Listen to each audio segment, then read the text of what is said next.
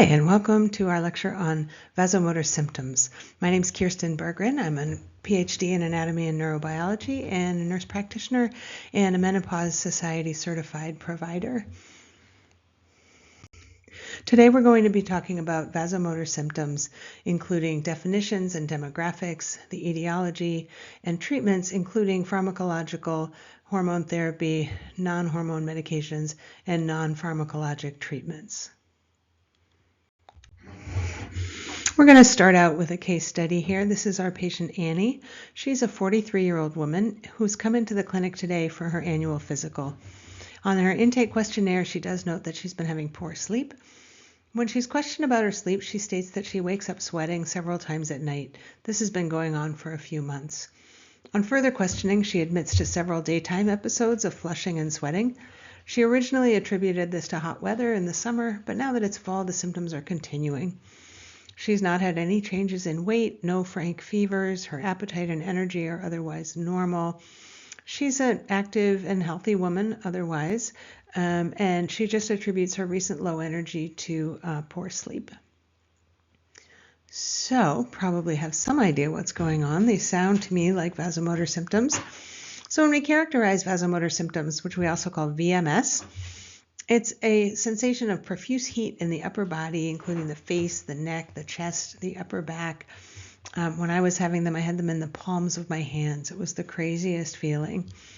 This is often accompanied by sweating and flushing, and you may also have symptoms of chills or anxiety or heart palpitations. Sometimes these feel a little bit like a panic attack, and it can be a little bit difficult to tease that out.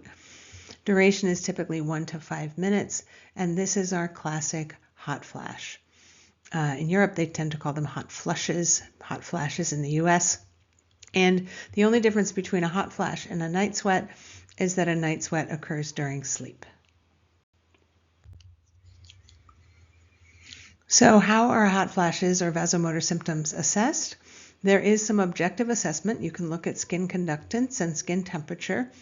But primarily it's assessed with subjective symptom scales. And the problem with this is that there are numerous different scales with different questions, different recall periods, and there's a lack of standardization in practice and in research studies. So it can be quite difficult to compare one study to the next because you're not always looking at the same time period, you're not always looking at the same intensity of symptoms. And we have included in the course an addendum with several of the different scales included. You can have a look and see if one or the other resonates with you in terms of your practice, but there is no standardization at this time. The FDA categorizes hot flashes as mild, moderate, or severe. All include heat or the sensation of heat. Mild hot flashes, there's no sweating. Moderate, there's some sweating, but without impact on activity. And with severe hot flashes, there's heat with sweating, and the woman is typically unable to continue her activity due to the discomfort. So looking at the demographics of vasomotor symptoms, we are deeply indebted to the study of women's health across the nation, also known as the SWAN study, that looked at a racially diverse sample of over 3,000 women. And much of what we know about the demographics of hot flashes is based on this research. And what has been found is that 60 to 80% of women will experience hot flashes at some time during their menopause transition. And the timing varies widely. So the percent reporting vasomotor symptoms in the 5 to 8 years before that FMP, final menstrual period, is about 20%. In the year before the final period, about 50%. At the time of the last menstrual period, 60% of women will experience hot flashes, at least for a short period of time. After that last menstrual period, the frequency the prevalence of hot flashes decreases, but it remains about 40% until an average of 4.5 years after that last menstrual period. So the average duration is 7 years. And so when we think about treating hot flashes, I think that there has been some perception that we're treating a short period of discomfort and, maybe it'll go on for a year or two. So with this 7-year average, so some women even quite a bit longer than that, we're looking at something that really has a very significant impact on quality of life for women and really does need to be taken seriously in terms of treatment. And we'll also talk about the fact that it's associated with a number of risk factors, and it gives us an important identifier for those. All right, looking at further at the demographics, this was published in the New York Times a few years ago to a lot of attention. Basically, we see 4 groups of roughly equal size. So we have one group that has almost no hot flashes or no hot flashes at all, and typically right around the time of that last period. These women are more likely to be Asian in race and tend to be in good health. The early onset hot flashers have vasomotor symptoms primarily prior to that last menstrual period. Onset can be 10 years before that last menstrual period. And so if you think about the average age of menopause being between 45 and 55, and a woman starting hot flashes 10 years before, she's 35 years old. And I've had patients who've been told by other providers that at 37 or 42, they're too young to be having hot flashes, but you can see this is definitely not the case. Women with early onset hot flashes tend to be white, they tend to be obese or overweight, and these earliest onset hot flashes are linked to worse cardiovascular disease outcomes. The third group, and again, these are all approximately 25% of the population, are the late onset flashers. Typically have that first hot flash close to the final menstrual period, but they can continue on for several years. These women are more likely to be smokers, is the risk factor associated with that. And then the last lucky group, the super flashers.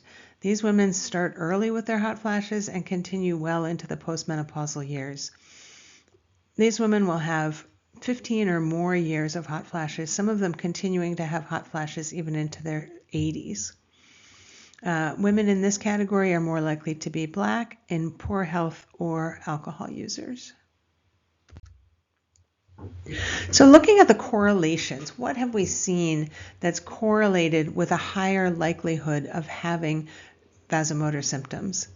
And stress is a significant contributor.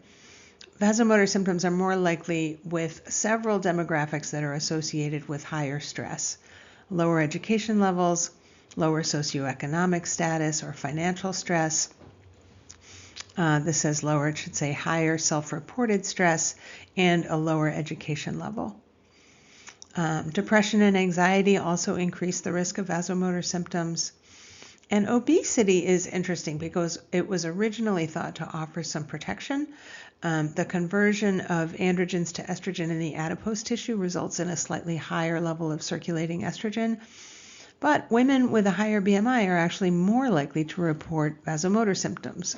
And when you break it down by age, what we tend to see is that women who are overweight tend to have increased vasomotor symptoms in early perimenopause, but a lower risk after menopause.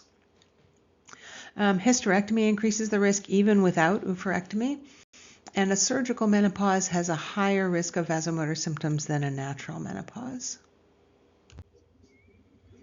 We also see that an increased risk of vasomotor symptoms is associated with an earlier menopause, so in a menopause before the age of 45. Cigarette smoking is correlated with an increased risk of vasomotor symptoms at any stage in the menopause transition. We see a 30% increase in vasomotor symptoms in former smokers, but a double the rate of vasomotor symptoms in current smokers. And there is a dose-response relationship between pack years and vasomotor symptoms. Other behaviors show weaker correlation, alcohol intake, some correlation. Physical activity has not really been shown to have much of a correlation with the likelihood of having vasomotor symptoms. There has been some association with diet. A Mediterranean diet seems to lower the risk, and a high-fat, high-sugar diet raises your risk.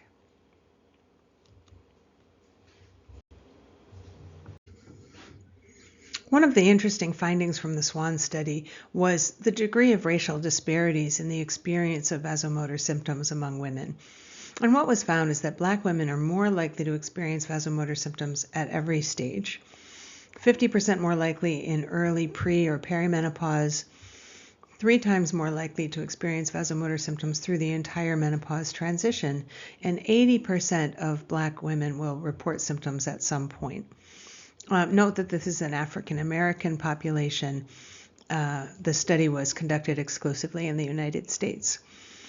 Black women experience a duration of vasomotor symptoms an average of 10 years, up from 7.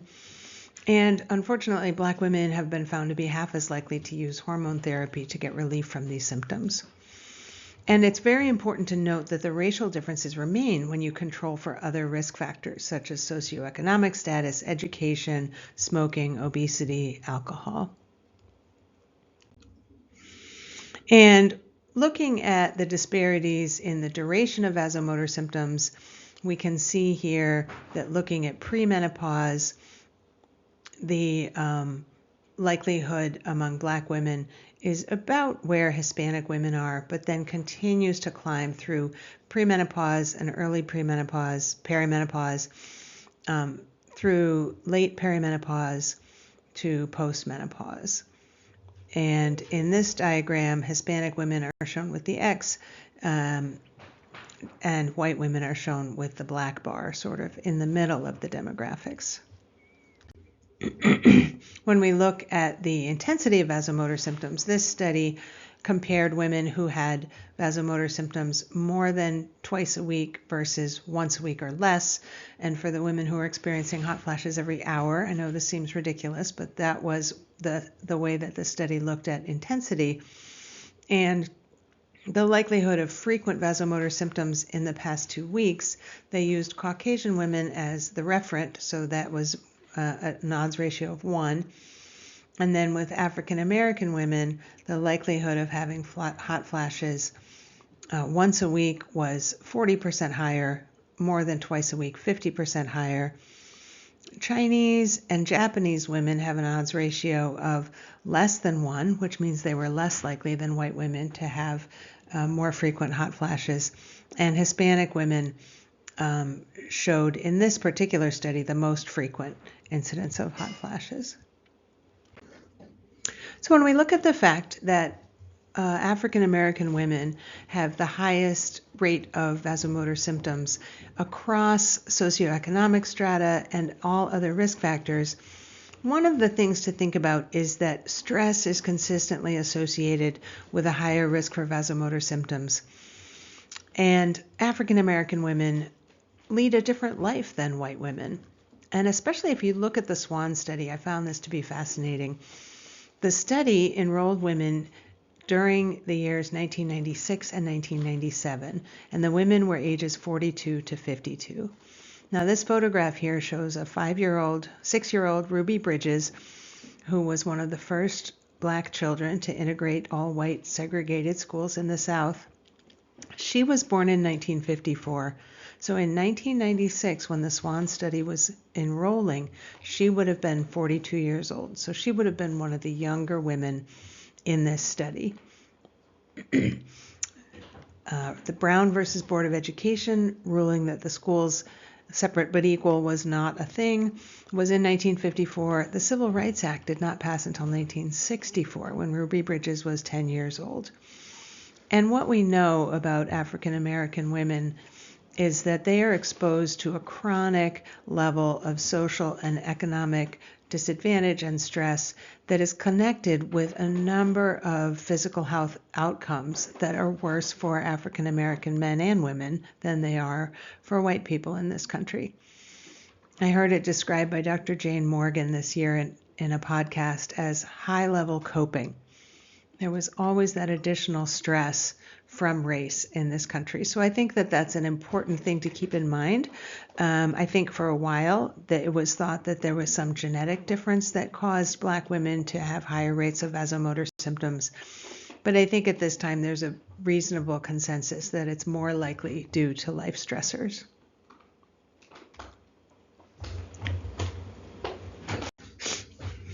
So vasomotor symptoms are correlated with a number of health-related outcomes. Risk factors for poor health outcomes are very similar to risk factors for vasomotor symptoms and for increased duration and intensity of vasomotor symptoms. And the corollary is also true that the duration and intensity of vasomotor symptoms increases the risk of other poor outcomes. So we'll talk a little bit more about that. So vasomotor symptoms are more than just a quality of life concern. Sleep can be profoundly impacted by night sweats. And even in the absence of actual night sweats, women have more frequent awakenings if they're having vasomotor symptoms. And when you do a sleep study on women who are experiencing night sweats, you'll see that when there is an episode of a night sweat, she'll wake up. But she also tends to wake up in between those times, so she has more interrupted sleep. And we know that poor sleep is associated with a number of poor health outcomes. We know that vasomotor symptoms correlate with depression, and originally this was thought to be connected to poor sleep, which it probably is, but there's also independent risk factors for depression associated with increased frequency of vasomotor symptoms. We see declines in cognitive function. Some people call this brain fog associated with vasomotor symptoms. And is this an independent menopause symptom, or is it related to vasomotor symptoms and sleep? It can be hard to tease that out. So I think a really important thing that is emerging in the more recent research, and we have an entire lecture on cardiovascular disease and women around midlife, is that earlier and frequent vasomotor symptoms are associated with a poor cardiovascular disease risk profile. And vasomotor symptoms can be an early sign that somebody will have later cardiovascular disease. So early vasomotor symptoms are correlated with later development of high blood pressure, poor cholesterol profile, and insulin resistance. So I think that's an important thing to keep in mind when you're looking at a woman who presents with hot flashes in her late 30s or early 40s. Vasomotor symptoms are also associated with poor bone health, associated with lower bone mineral density, osteoporosis, and fractures. And we can't underestimate the impact on lost productivity. Women going through perimenopause and menopause highly symptomatically with a lot of hot flashes or night sweats experience missed work and a loss of work efficiency, which has a significant economic impact. So vasomotor symptoms are a risk factor for several other things. There's a link between vasomotor symptoms and small vessel disease, which increases the risk for stroke and cognitive decline. The hypothalamic pituitary adrenal axis is involved. We see that overnight cortisol levels are highest in women with more severe vasomotor symptoms. And there is an acute cortisol response to a hot flash. The significance of this isn't really clear, but it's an association that we see. Back to cardiovascular disease, the severity of vasomotor symptoms is proposed as the largest independent predictor of endothelial dysfunction, which is a precursor to atherosclerosis and cardiovascular disease. So larger than blood pressure, larger than lipid profile, larger than family history. This is very significant. And vasomotor symptoms are associated with circulating inflammatory markers and increased clotting risk in some studies. So what causes hot flashes and night sweats? There's not a very strong link between circulating levels of estradiol and the occurrence of individual hot flashes or night sweats. They may be more related to the degree of change or the rate of change as the estradiol levels decrease through the perimenopause and menopause transition. We have learned a lot recently, and this is really exciting research that's led to new treatments about thermoregulatory mechanisms. And so the hypothalamus in the brain is right above the pituitary, and this is the control center that controls our blood vessels out in the skin, which are the cutaneous vessels. And so they control vasoconstriction of those blood vessels and vasodilation of the vessels. And when we have vasodilation of these cutaneous or skin blood vessels, this results in a sensation of heat on the skin. When the hypothalamus gets input from the rest of the body that the heat is above what we call our thermoneutral zone, or the zone where our body likes to be, this will trigger a heat dissipation event, so a vasodilation of the cutaneous blood vessels to release heat out into the environment. This is regulated by the neurokinin B and kisspeptin peptides, and the secretion of these peptides is upregulated in the absence of estradiol. So estradiol keeps these peptides from being secreted in levels that are too high. It keeps them controlled. Without estrogen, the peptide secretion goes up, which then causes these vasodilation episodes, also known as hot flashes and night sweats. So I have a great illustration here of how this happens. We have these neurons, which are shown in yellow here. They're called KNDy neurons, KNDy, which stands for kisspeptin, neurokinin B, and dynorphin. And what happens with these peptides when they're secreted is they do a couple of things. They go to the GnRH neurons in the hypothalamus, and those are the neurons that then stimulate the pituitary to release FSH and LH that goes down to the ovary and stimulates the release of estrogen and progesterone.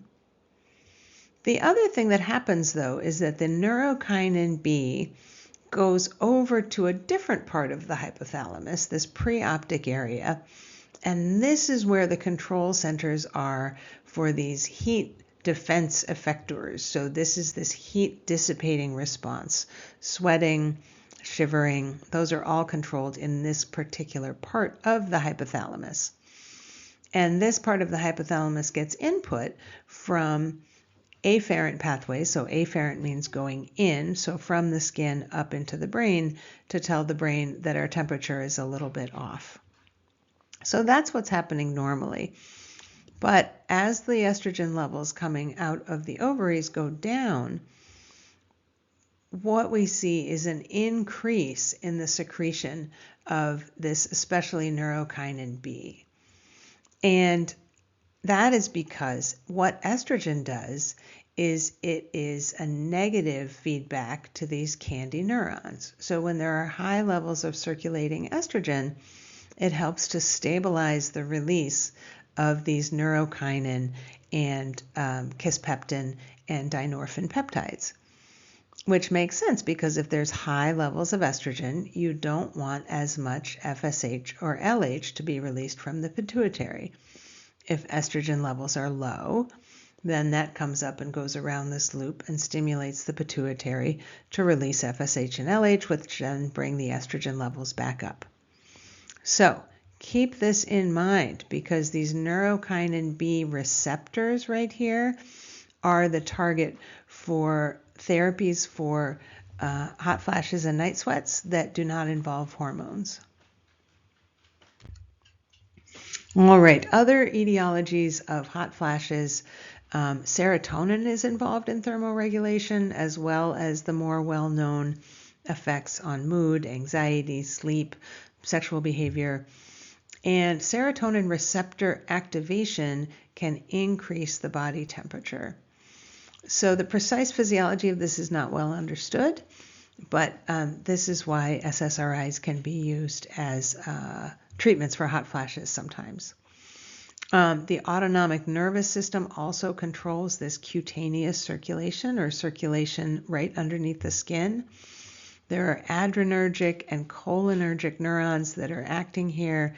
The adrenergic neurons control vasoconstriction, and vasomotor symptoms can be provoked by antagonists or agonists of the adrenergic neurons.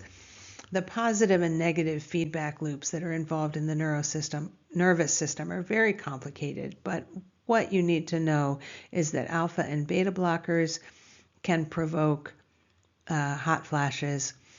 Adrenergic agonists, since they control vasoconstriction, can reduce VMS, and that's why we sometimes use clonidine, which is also used for blood pressure. So cholinergic Neurons control vasodilation, so sometimes we use medications that have anticholinergic effects to help control hot flashes. And the parasympathetic nervous system, so that's the rest and digest part of the nervous system, has control over the heart through the vagus nerve. And this parasympathetic control decreases during hot flashes. So the factors that are coming in and slowing the heart rate are restricted, which can result in heart palpitations. So, what do we do to evaluate somebody who has vasomotor symptoms? Basically, the evaluation is to rule out other causes. Hot flashes are a pretty distinct experience, and labs are generally not helpful in diagnosing this. Hormone levels are not that helpful, especially because these start during perimenopause when the hormone levels are up and then they're down, and it's very hard to know exactly where somebody is in their cycle and whether the number that you're seeing on a particular day represents a high level for them or a low level for them. Generally, if you do hormone testing in perimenopause, it's going to look pretty normal and is not going to be that helpful in diagnosis. But it is very important to rule out the other things that are on the differential. And a couple of red flags to keep an eye out for: new onset vasomotor symptoms well after that last menstrual period. So a woman who is 75 who comes in and says, "Oh, I have hot flashes," and just thinks it's part of menopause, it's probably not. Usually they start at the time of that last menstrual period or earlier. And you also want to be very mindful if there's co-occurring nausea, vomiting, fever, cough, tachycardia, or persistent headache, as these can be signs of other issues. So the differential includes thyroid disease, infection, malignancy, and pheochromocytoma, which is a rare adrenal tumor that can have symptoms including high blood pressure, tachycardia, sweating, headaches, anxiety, and nausea. So in going through this evaluation, we need to start with an evaluation for medical comorbidities. So we're looking for thyroid disease, diabetes, sleep apnea, chronic pain, high anxiety levels, and risk of cancer. So we have our patient Annie. What kind of evaluation are we going to do for her? First, we'll check her vitals and see if she's hypertensive. Her blood pressure is normal, her heart rate is normal, oxygen is good, she does not have a fever. And looking at her labs, she has a normal TSH. Her A1C is 5.4, so she's not diabetic. Her BMI is 29, she's not obese. She denies any history of snoring or observed sleep apnea. Medically, she's pretty healthy. She's had a recent CMP and lipid panel, which were normal. And she does report feeling kind of panicky during these sweating episodes, but otherwise denies any issues with anxiety. She also has a normal CBC. Her mammograms so far have been normal. She doesn't have any concerning family cancer history. She's not had a colonoscopy yet because she hasn't reached the age of 45. So looking at vasomotor symptom treatment, hormone therapy is the gold standard for treatment of vasomotor symptoms and is FDA approved for this indication. Just giving a very broad overview: the dosing, contraindications, prescribing guidelines, tips, tricks, all of this is going to be covered extensively in our lectures on pharmacological treatment for menopause symptoms. This is just a broad strokes overview. And the cornerstone of treatment is estrogen. We now use estradiol as the most common form of estrogen for treatment. We used to use conjugated equine estrogens. There's been some shift because of safety profile and other issues with the estradiol. Estradiol may be a little bit better for mood treatment, and we will cover this in the lecture on mental health and menopause. But any form of estrogen is going to give you good treatment for your vasomotor symptoms. If a woman has a uterus, she needs to have estrogen and some form of a progesterone in her therapy. Progestogen is a word that means any form of what would be the naturally occurring progesterone. And this is needed to prevent endometrial hyperplasia, which can happen with unopposed estrogen. There are also estrogen receptor agonists and antagonists that we'll talk more about. And progestogens alone can be used to treat vasomotor symptoms. So it can take up to 6 weeks, sometimes even more, to see the full benefit on vasomotor symptoms. And unfortunately, about 50% of women will have vasomotor symptoms recur when they stop treatment. And we will have future lectures on optimal duration of therapy when doing hormone treatment.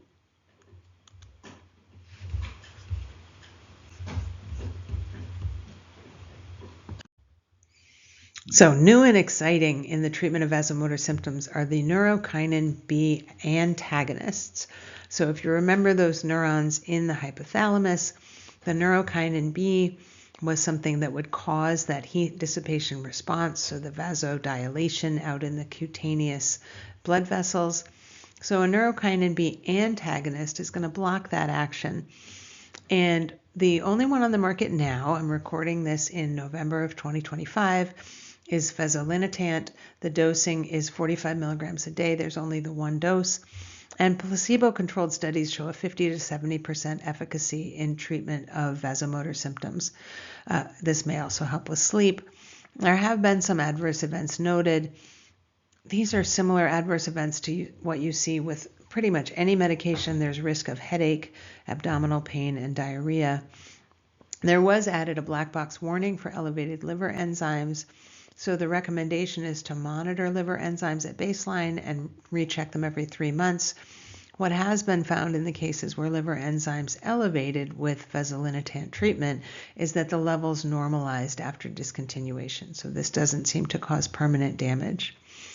Now, because this is a new medication, it's going to be very expensive if it's not covered by somebody's insurance.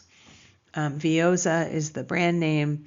And at this time, the company has some discount cards that will cover it for about $30 a month. It's easy to Google this and see what the current pricing is. It's not at a point where you get any benefit from GoodRx or any of the other coupon providers. Cost with a GoodRx coupon is $500 a month, which is pretty restrictive for most people. But this is a first-in-class medication. And there will be several other meds coming out in this class. Some have applied for FDA approval already, which should help with some competition, maybe driving the price down and increase availability. All right, other treatments. There is one SSRI, so a selective serotonin reuptake inhibitor.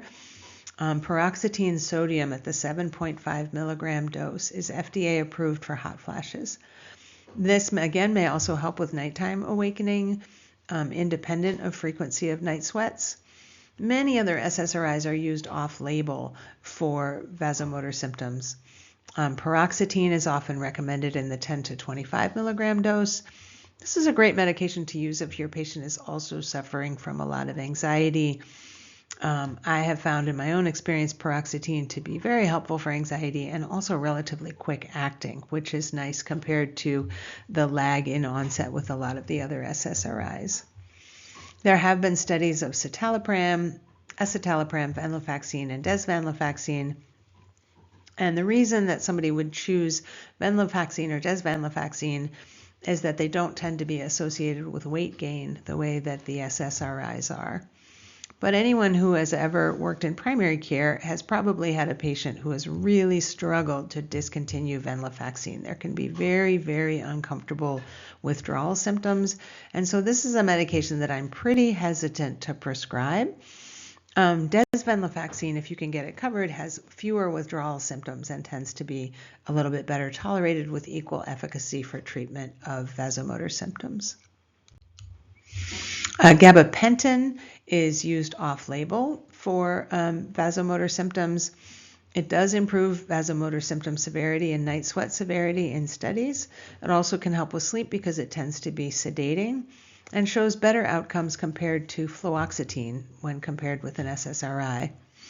There is a small risk of tremors, around 5%, And I don't have it on the slide, but there also is some risk of lower extremity edema, which tends to be seen in older patients, but that would be another reason that you would need to discontinue gabapentin. In terms of treatment, the dosing is really unclear. Studies have been done with low doses, 100 to 300 milligrams at bedtime, which has shown some efficacy. This is also much less likely to have side effects. The dosing range for gabapentin is huge, and for treatment of vasomotor symptoms, doses from 300 to 2,400 milligrams a day have been studied. Obviously, the higher doses have a higher risk of adverse events, including dizziness, grogginess, fatigue, confusion, headache, so a lot of neurological symptoms. And because gabapentin is an anti-seizure medication, the higher doses have to be titrated up and titrated down. Because if you're on a very high dose and you discontinue it abruptly, your seizure threshold gets lowered significantly and puts you at a risk of seizure. There are a couple which I call twofers. So if you have to treat somebody for something anyway, you might as well try one of these medications if they're also having hot flashes. Clonidine, we mentioned a little bit as an adrenergic agonist, and so it reduces some of that sympathetic activity. This is also used for treatment of hypertension and migraine. So if you have a patient with migraine, if you have a patient with hypertension, and they're not able to take hormones for their hot flashes, clonidine can be a reasonable thing to try. Clonidine goes on and off the recommendation list through the Menopause Society. It doesn't have very convincing results, but again, if you're treating someone with high blood pressure, it can be worth a try. It has anticholinergic side effects, which include they're generally drying, so dry mouth, constipation, but also low blood pressure, dizziness, and sometimes some sedation.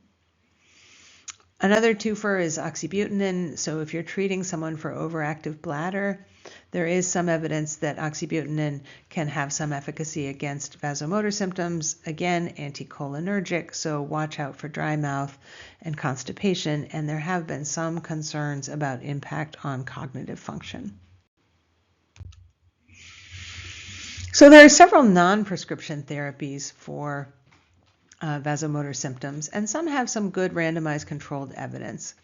And I think that the most interesting one is cognitive behavioral therapy. What cognitive behavioral therapy does is addresses how thoughts and cognitive framing impact your emotions and your experience of physical symptoms. So without changing the physical symptoms themselves, our thoughts and cognitive framing can affect how those symptoms impact us in our day-to-day.